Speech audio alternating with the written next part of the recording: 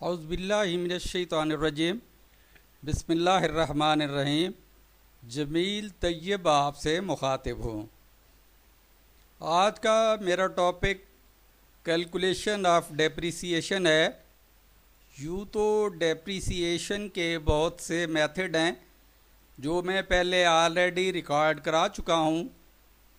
तो जो mostly use होने वाले डेप्रिसिएशन की कैलकुलेशन के लिए हवाले से हैं, वो एक स्ट्रेट लाइन है और दूसरा रिड्यूसिंग डिक्लाइनिंग है।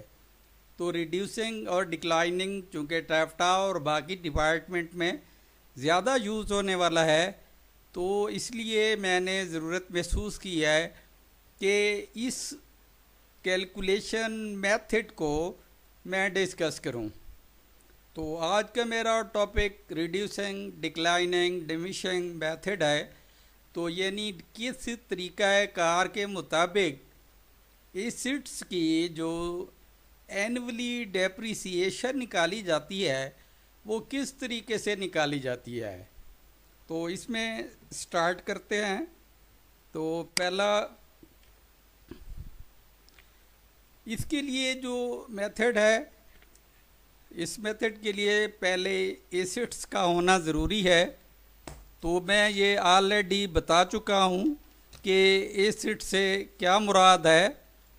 एसिड्स या असासा एक कीमती वसाइल है जो किसी शख्स या कारोबार की मलकियत होता है, जो मुस्तकबिल में फ़वाइद मुहैया करता है, जैसे मशीनरी हो गई, टूल्स हो गए, इक्विपमेंट हो गए, नकद कैश हो गया, जायदाद हो गई, वगैरह वगैरह। इसके साथ ही अगला मेरा है फाइनेंशियल ईयर। हमारे जहाँ दो किस्म के ईयर्स वो इम्प्लीमेंटेड हैं, एक फाइनेंशियल ईयर है और एक कैलेंडर ईयर है। कैलेंडर ईयर वो जनवरी से शुरू होता है और दिसंबर से एंड होता है, लेकिन जो फाइनेंशियल ईयर है वो जुलाई से शुरू होता है और जून पे एंड होता है। ये जो फाइनेंशियल ईयर है ये मालियाती साल इसको कहते हैं। ये 12 माह पर मुश्तमिल है जो कि कारोबार अपने मालियात पर नज़र रखने के लिए होता है। इसमें आमदनी और ख़र्च की इत्तला के लिए ये इस्तेमाल किया जाता है।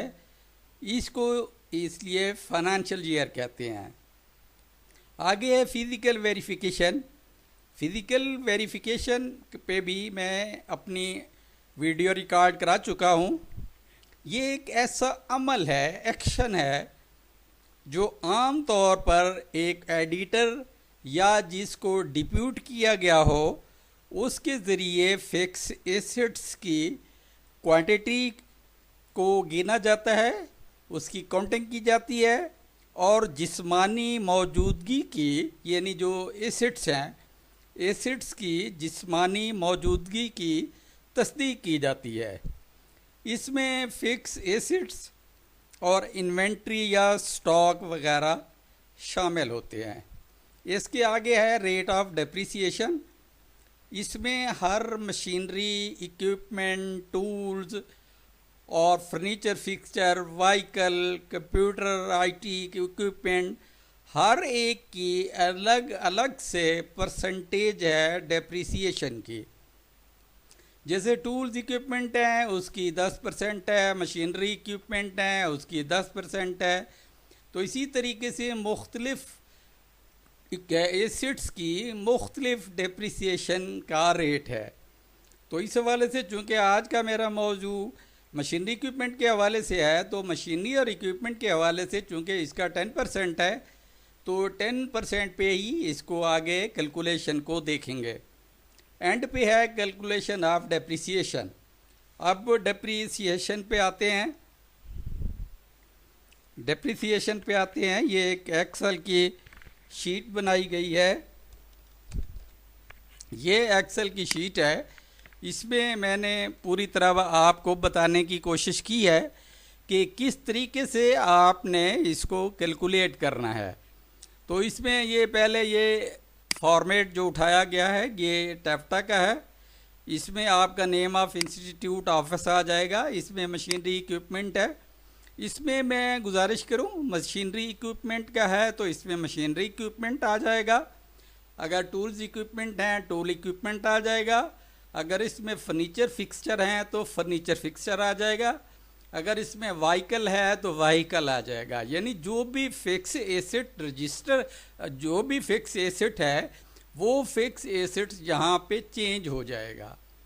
अब मैंने ये मशीनरी और इक्विपमेंट के हवाले से बात करनी है। तो इसमें पहला ये सीविंग मशीन है, फिर जर्नल प्लायर है और ये मशीन एम्ब्रॉयडरी है और ये इसकी लोकेशन दी गई है।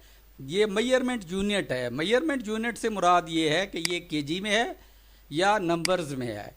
आगे ये फिज़िकल, यानी फिज़िकली जब आपने चेक किया तो ये एक अगर है, ये क्वांटिटी दी हुई है, एक है तो एक है, रिकॉर्ड में भी एक है, डिफरेंस में निल है। तो ये चीज़ें जो परचेज हुई हैं ये 1/7/2021 को ही हैं और ये उसका ईयर आ गया, ये क्वांटिटी है, ये इसकी अमाउंट है। अमाउंट ही उसकी जो है वो यूनिट का जो रेट है वो भी वही है। तो इसमें हमने चूँकि 2022 है तो 2023 से हम इसको स्टार्ट करेंगे।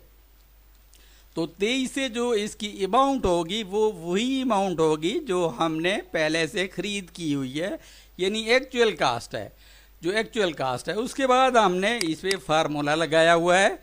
इसमें जो है वैल्यू है, वैल्यू को फिर हमने यहाँ पे इसको जो है वो निकाली हुई है। इसकी डेप्रीसिएशन ये एक्चुअल अमाउंट, इसमें इसको मल्टीप्लाई किया हुआ है 10% से और उसके बाद 10% के बाद ये हमारे पास उसकी डेप्रीसिएशन आ जाएगी और इस डेप्रीसिएशन को हम इसके साथ माइनस करेंगे तो ये नेक्स्ट ईयर के लिए ये वैल्यू आ जाएगी, ये वैल्यू आ जाएगी। इसी तरीके से दूसरे नंबर पे और तीसरे नंबर पे। इसमें एक चीज़ जो ख्याल रखना है वो ये है, आपकी जो पिछली वैल्यू है उस पर ही डेप्रिसिएशन कैलकुलेट होगी, जो ख़ास तौर पे ध्यान रखने वाली बात है। जबकि डिक्लाइन स्ट्रेट लाइन में वो ऐसी चीज़ नहीं है, उसमें सीधा सीधा 10% आप उसको माइनस करते जाएंगे, जबकि यहाँ पे ये ऐसी चीज़ नहीं है।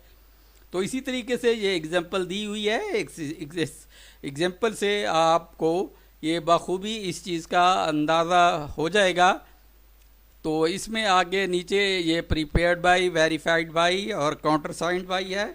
तो इसी तरीके से आप इसकी वेरिफिकेशन को बना सकते हैं और अंदाज़ा लगा सकते हैं।